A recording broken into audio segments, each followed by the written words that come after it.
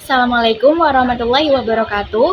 Perkenalkan, nama saya Mutiara Sasabila dari kelas 12 Manajemen Perkantoran 1 dan asal sekolah saya dari SMKN 1 Batialit. Di sini saya akan menjelaskan materi mengenai disiplin pegawai. Yang pertama, pengertian. Disiplin pegawai adalah sikap dan perilaku pegawai dalam menaati peraturan, norma, dan tata tertib yang telah ditetapkan oleh organisasi atau instansi tempat mereka bekerja. Disiplin bertujuan untuk menciptakan keteraturan, meningkatkan efisiensi kerja, serta mendorong produktivitas pegawai. Yang kedua, manfaat bagi perusahaan dan karyawan. Bagi perusahaan, yang pertama meningkatkan citra dan reputasi perusahaan. Organisasi yang memiliki pegawai disiplin akan lebih dihargai oleh pelanggan, mitra bisnis, dan masyarakat. Yang kedua, meningkatkan kepatuhan terhadap regulasi. Perusahaan lebih mudah mematuhi peraturan hukum dan kebijakan yang berlaku. Yang ketiga, efisiensi biaya operasional. Pegawai yang disiplin mengurangi pemborosan sumber daya dan meningkatkan efisiensi kerja. Bagi karyawan, yang pertama, meningkatkan kinerja dan karir. Pegawai yang disiplin cenderung lebih diakui, mendapatkan promosi, dan berkembang dalam karirnya.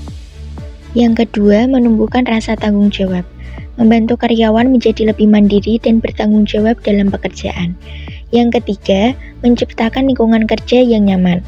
Dengan disiplin, interaksi antar pegawai menjadi lebih harmonis dan profesional.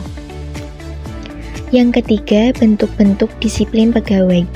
Yang pertama, disiplin waktu. Datang dan pulang kerja tepat waktu serta menyelesaikan tugas sesuai jadwal. Yang kedua, disiplin kerja. Mematuhi standar kerja yang telah ditetapkan organisasi. Yang ketiga, disiplin perilaku. Menunjukkan sikap profesional, etika yang baik, serta menghormati aturan organisasi. Yang keempat, disiplin administratif. Mengikuti prosedur administrasi dan kebijakan organisasi dengan benar.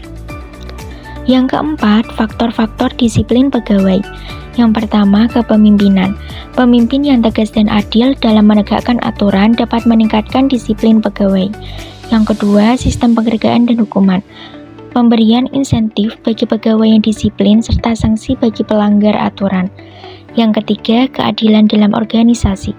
Peraturan yang diterapkan secara adil akan meningkatkan kepatuhan pegawai.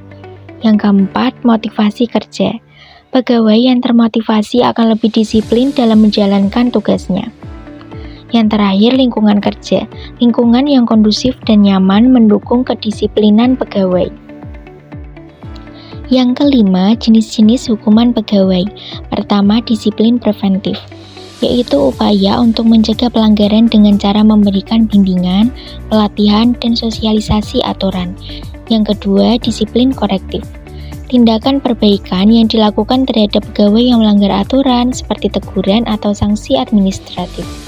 Yang ketiga, disiplin progresif, yaitu penerapan sanksi secara bertahap dari yang ringan hingga berat untuk meningkatkan kepatuhan pegawai. Berdasarkan materi disiplin pegawai yang sudah saya sampaikan tadi, secara keseluruhan disiplin pegawai adalah kunci keberhasilan organisasi dalam mencapai tujuan jangka panjang serta menciptakan budaya kerja yang profesional dan kompetitif. Bagi perusahaan, disiplin pegawai berkontribusi pada peningkatan produktivitas, efisiensi operasional, kepatuhan terhadap regulasi, serta reputasi organisasi. Sementara bagi karyawan, disiplin membantu meningkatkan kinerja, pengembangan karir, kepuasan kerja, serta menciptakan lingkungan kerja yang harmonis dan nyaman.